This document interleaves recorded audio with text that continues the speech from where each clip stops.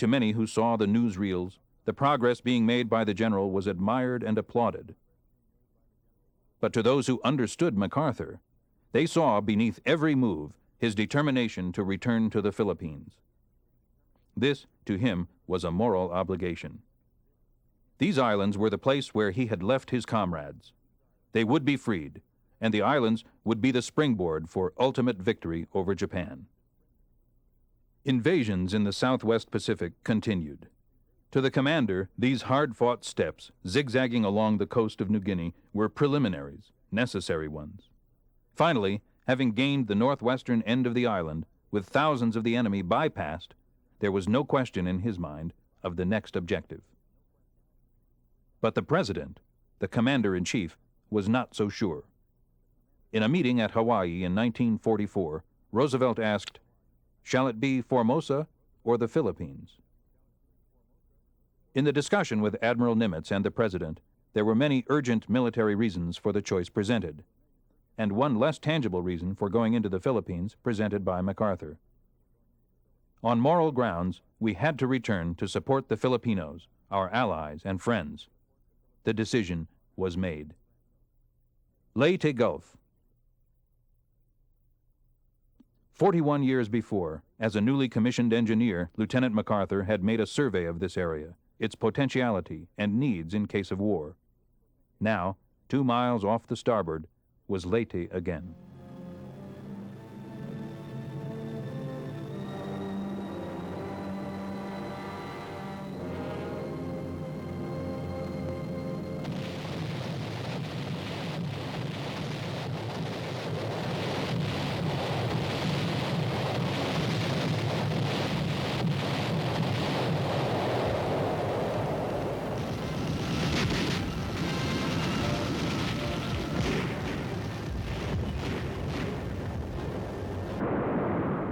Once more, the enemy had not been ready for an attack.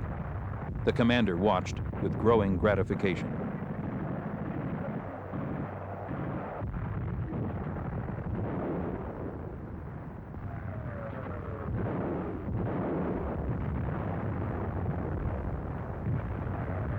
With the help of guerrilla intelligence and sabotage, Americans held the beachhead, encircling and surprising the enemy.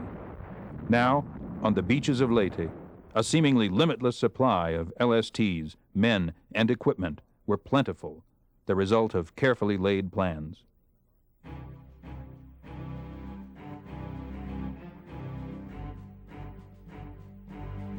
Directing the attack, MacArthur seemed to be everywhere at once. Every day, at some point, in the front lines, his men would spot the familiar, faded field marshal's cap, the outsized corncob pipe. While the GIs pressed forward, grabbing ground, suddenly a new threat developed. The Japanese fleet appeared, heading directly for both entrances to Leyte Gulf, moving to blast loose the U.S. toehold in the Philippines. There wasn't much the ground troops could do about this threat from the rear. This was a job for the Navy. The first engagement was fought at night. On shore, everybody waited to hear of the result, from GI to general. U.S. heavy artillery was turned around toward the sea. They looked big, but against Navy broadsides, they were like pistols against rifles. U.S. aircraft carriers put the sting of death in the air east of Leyte Gulf. Japanese land-based fighters and bombers reinforced their sea strength. After a U.S. carrier was swallowed by flames, their planes, still aloft and running out of gas, had to put down on Leyte's unfinished airstrips. Meanwhile, east of Luzon, the third engagement. Nothing left but floating wreckage and floating enemy sailors. The battle was won, beachhead secure. But to the infantry, it was just another day to keep pushing. The speed and dash of the first days were gone. Being dry was a long-ago memory. The landings on Luzon finally brought troops on the final difficult leg of the journey, on the road to Manila, where the going became more difficult, where the enemy threw in huge numbers of reinforcements, in an all-out effort to halt the steady advance. There was no timetable now in MacArthur's mind, only that he must get to Manila without delay to rescue prisoners from the reported increasing savagery of the Japanese guards. In Manila, the fighting was block by block. Troops found what the leader had told them to expect. The enemy had dug in for a long siege. To the general, this was the return. This was the climax of the mission to which he was so deeply dedicated.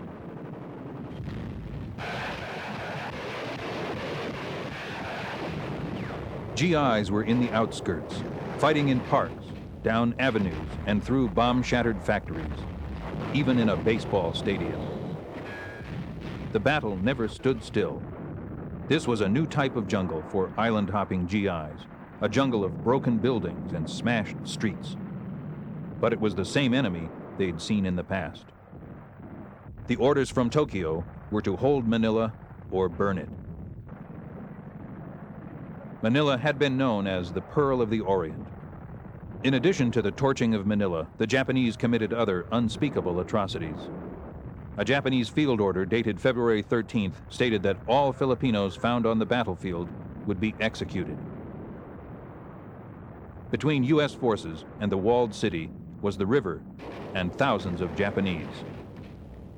The fighting raged, building to building, room to room, street to street. The Japanese closed themselves within the 14-foot thick walls of Intramuros, a fortress within the city. The jungle didn't stop U.S. forces, and neither did those thick walls. Inside, the GIs found those who had fought to the death.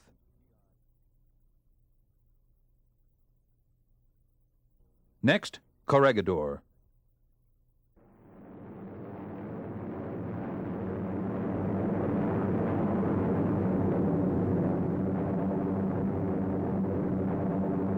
A stronghold which early in the war had been so effective a fortress for withstanding attack was now his.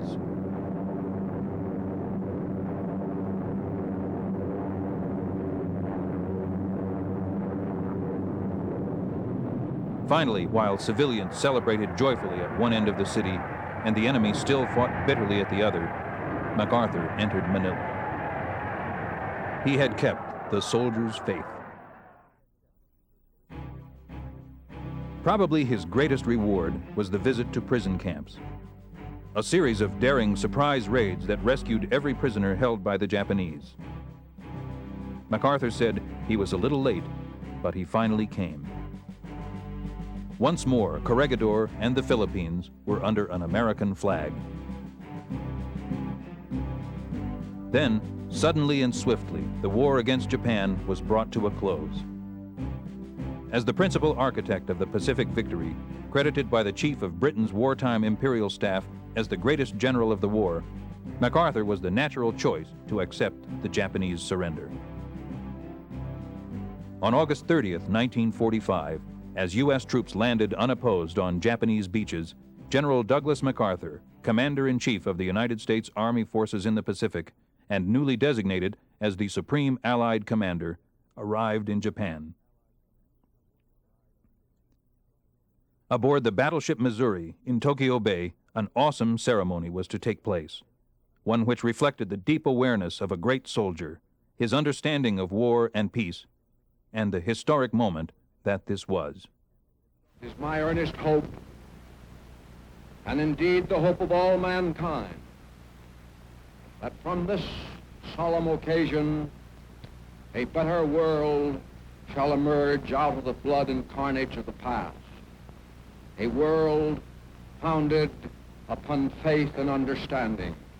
A world dedicated to the dignity of man and the fulfillment of his most cherished wish for freedom, tolerance, and justice. Let us pray that peace be now restored to the world, and that God will preserve it always. These proceedings are closed. Now began one of the strangest occupations of any land by any conqueror. An idealist, with firm convictions on the way democracy could be presented to Eastern peoples, MacArthur determined to guide the Japanese through a complete social revolution.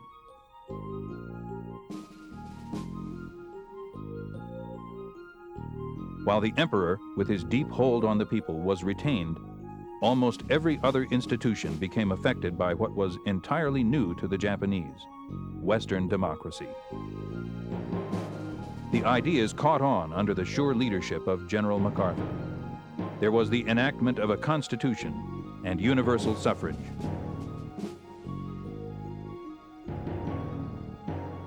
The National Diet, highest organ of state power, became responsible to the people. Monopolies were broken up. Land reform was instituted, which transformed tenants into owners. These rural capitalists became a strong bulwark against communism. In Japan, the social reforms urged by MacArthur proved one of the most successful experiments in history. An implacable enemy became a friend. During the occupation, the people took him to their hearts, and his family as well. His wife, she who had been beside her husband at Corregidor, and their young son, Arthur. The worker reform was going ahead when suddenly a huge military force swept down from North Korea across the 38th parallel. Handfuls of Americans serving as occupation troops in Japan were flown into South Korea in a rapid show of strength, aimed at showing greater resources than actually were at hand. The strategy worked, but at a high price. The North Koreans ran into resistance, bogged down, waiting for more troops and artillery, while reinforcements poured into South Korea. During the ensuing months, General MacArthur guided the war as Commander-in-Chief of United Nations forces in Korea. Again, he studied the fighting at close range, a man in his 70s, visiting the battlefields as dauntlessly as he had many years before when a young officer in France. The opening phase of the battle was one of defense. Their mission was to fight for time for men and guns to arrive over the long supply routes for free nations of the world. And so through July and August 1950, the UN forces fell back, yielding space to buy time. As the fighting men retreated, long lines of Korean civilians moved south with them. Rather than live under the tyranny of communism, these refugees gave up their homes to trudge mile after weary mile. Some from north of the 38th parallel had already tasted communist rule. For them, the outbreak of hostilities provided a long-sought opportunity to flee south. Korea's isolated position, far from the free world sources of supply, gave the North Koreans the initial advantage. They had prepared long for their sneak attack. Now, before them, the UN troops retreated slowly, and by plan, to the Pusan perimeter, far south of the capital of Seoul. Here, in a circle ringing the important port of Pusan, the UN forces held fast. At Pusan, the UN forces had to stand firm or be pushed off the Korean peninsula. They stood firm. Behind the defending ring of troops, reinforcements were pouring into the port of Pusan. Soldiers from many lands who had traveled thousands of miles to fight for the right of a distant nation to remain free. Supplies from many of the UN member nations were arriving too. Each hour of precious time gained was used in building strength for a counteroffensive. At the battlefront, religious services were held for the men whose heroism had bought that time.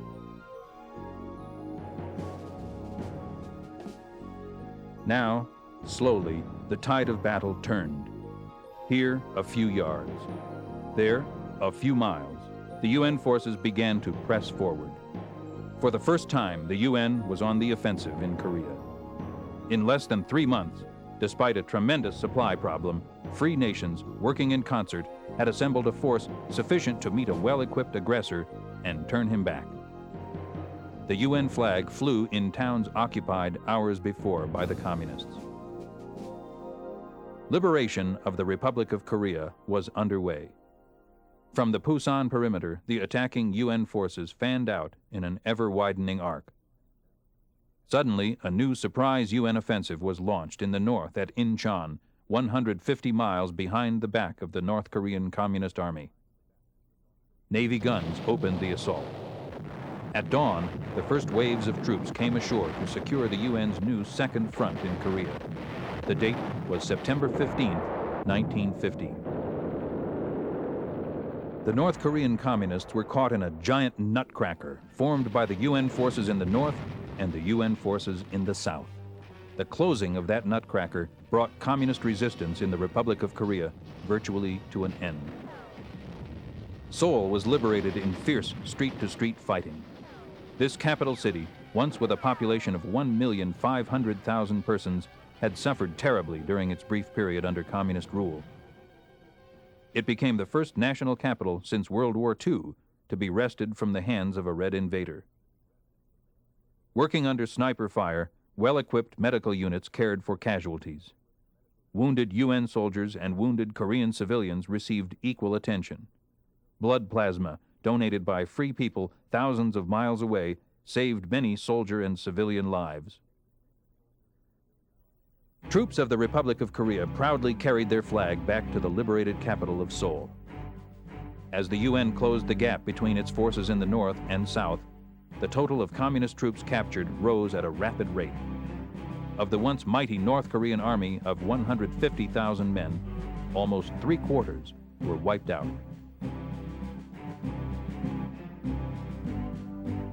Seoul was another in a long line of cities and towns returned under MacArthur's leadership. The Korean War continued northward. The orders were the destruction of the North Korean armed forces. MacArthur's strategies routed the North Korean forces and drove them toward the Manchurian border.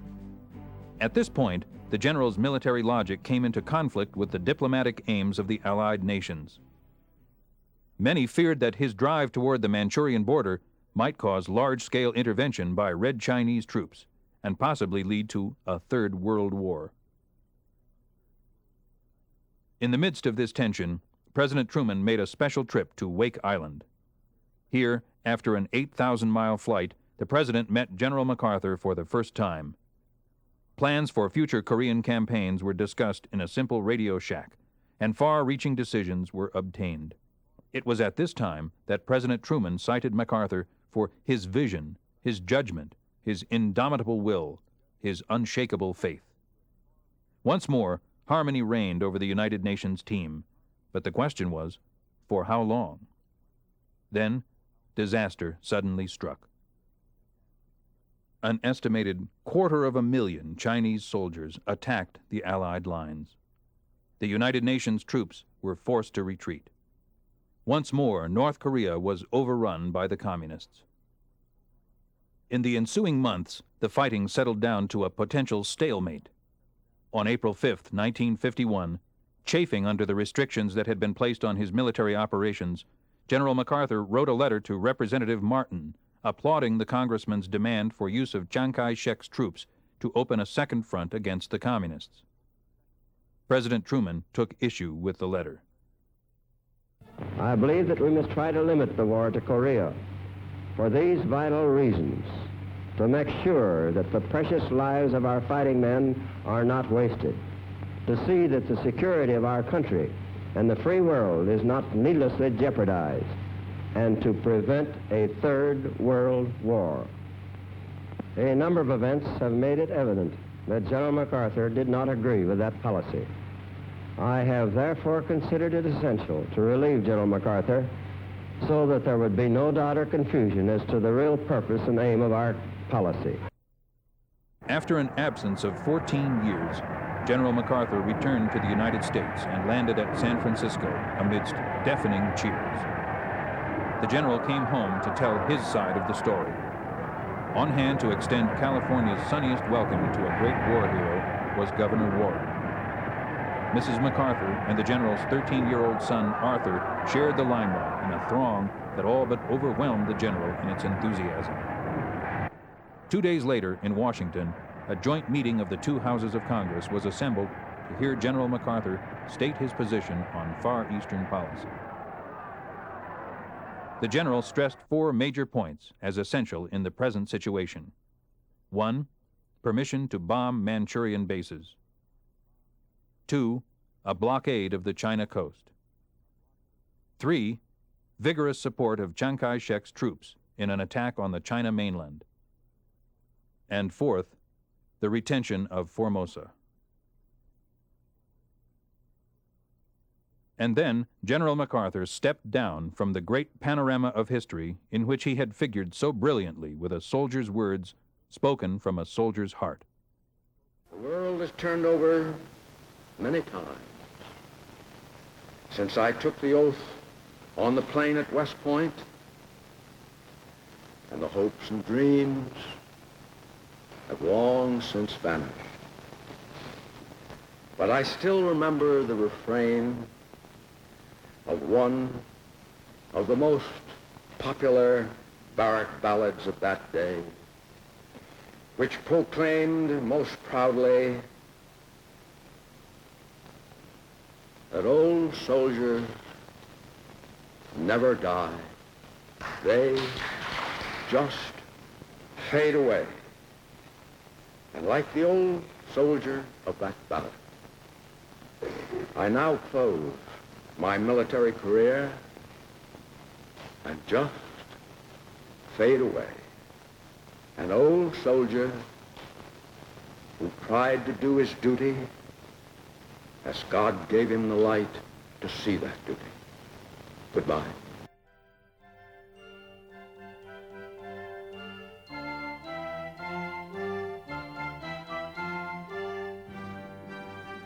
But the name of General MacArthur will never fade away.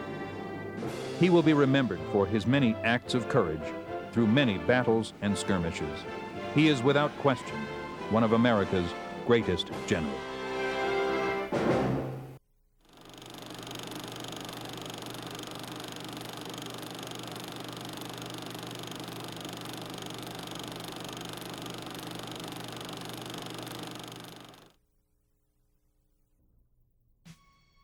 To military historians, General Bradley's name is synonymous with the forces of liberation that brought to an end the tyrannical era of Nazi Germany in World War II. But Omar Bradley also was instrumental in the post-war world.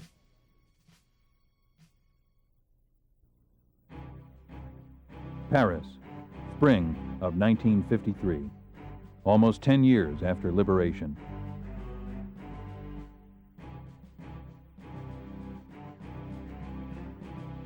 Flags of many nations stand in harmony.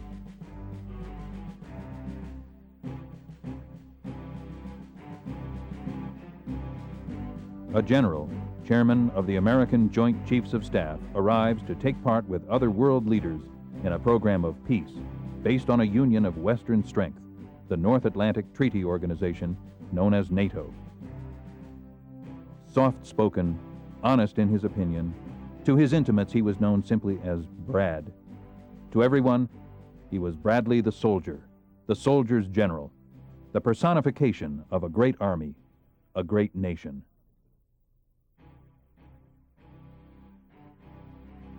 Unlike General George S. Patton, this man had no sense of destiny in his makeup. He never had it, even when he moved along the broken paths of mankind's greatest war. He moved as a soldier, with a soldier's determination.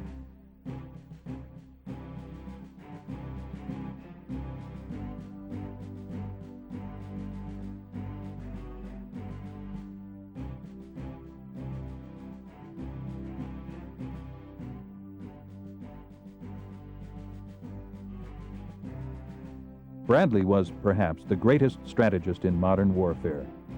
He was a man of quiet dignity who was not afraid to speak his mind, but felt no need to grandstand or make great speeches. In battle, he smashed ahead against a formidable enemy with a force of almost 1.25 million men. No American general ever had exercised direct field command over so many combat troops.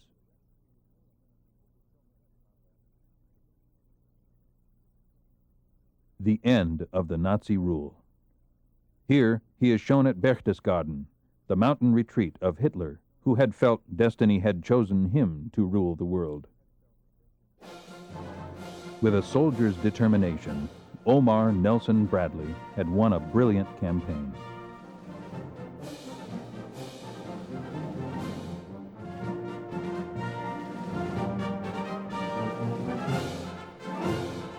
He had come a long way, this general, geographically and otherwise, from the heart of America, from a state that had known many famous Americans: Mark Twain, General Black Jack Pershing, President Truman.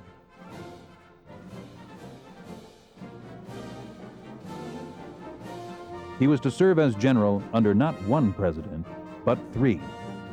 In addition to Harry S. Truman, seen here at Potsdam, Germany, there was Dwight D. Eisenhower, his former wartime chief.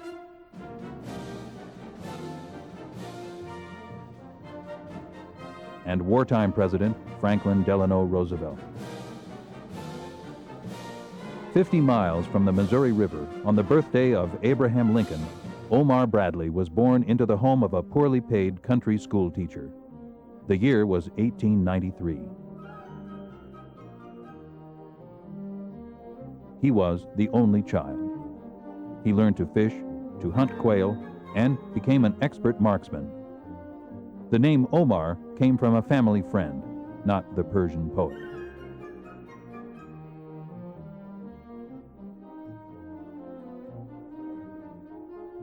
Bradley idolized his father, acquiring from him a way of life. To patch up the family budget, the elder Bradley did some farming. From such roots, the boy learned the meaning of patience, the patience that comes with fishing. Bradley was only 14 when his father died. After high school, he sold newspapers and worked at the Wabash Railroad shops at 17 cents an hour. But a Sunday school teacher suggested West Point. And West Point it became, the United States Military Academy. Here, he studied Lee, Grant, Pershing. The class of 1915, Brad's class, was to furnish 56 generals. They said of Bradley, "as quiet as the Hudson," a trait duly noted by his class biographer. True merit is like a river. The deeper it is, the less noise it makes.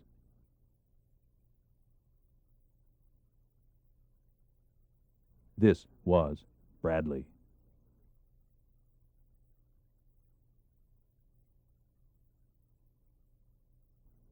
And they wrote further of his determination to get there. There was much prophecy in this remark.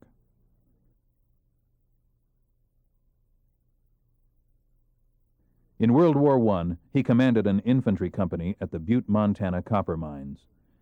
He felt as if his career was ruined because he was left out of the fight in Europe. In 1920, he was ordered to West Point as an instructor in mathematics.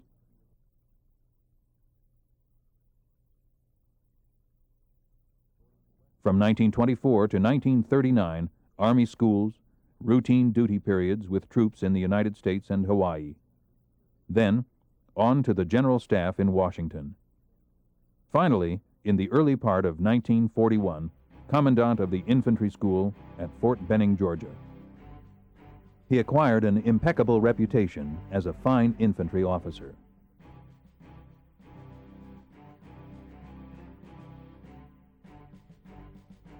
There wasn't a thing that these men did that Bradley couldn't or wouldn't do, for he had great physical endurance. He was a true leader of men.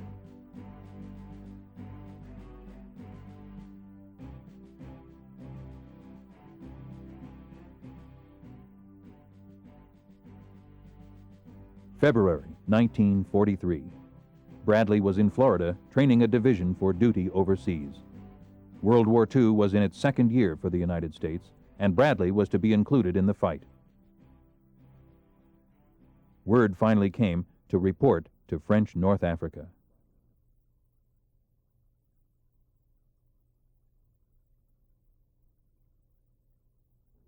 For the first time in 32 years as a soldier, Bradley was off to war, selected by Chief of Staff General George C. Marshall, who had been watching this great infantryman for years. Now, as deputy commander and commander of the U.S. Second Corps, he helped push the Tunisian campaign to victory. British commander Sir Alexander congratulated him on a job well done.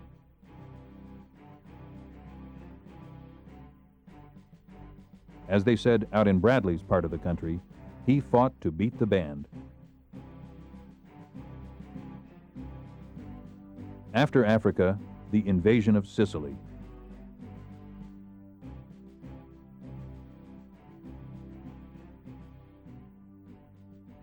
Bradley took Second Corps into Sicily under General George S. Patton's command.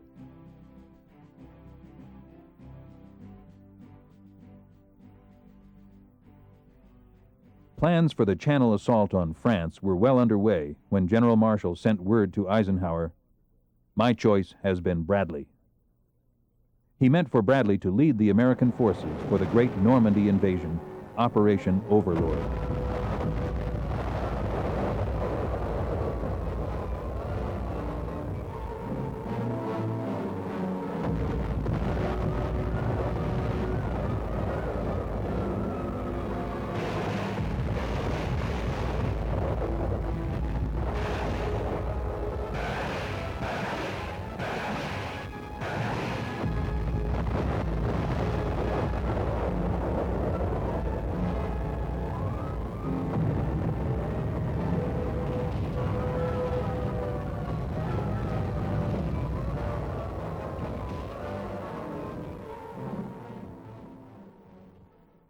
As commanding general of the First Army, Bradley was ashore less than 24 hours after the first Allied units hit the Normandy beaches.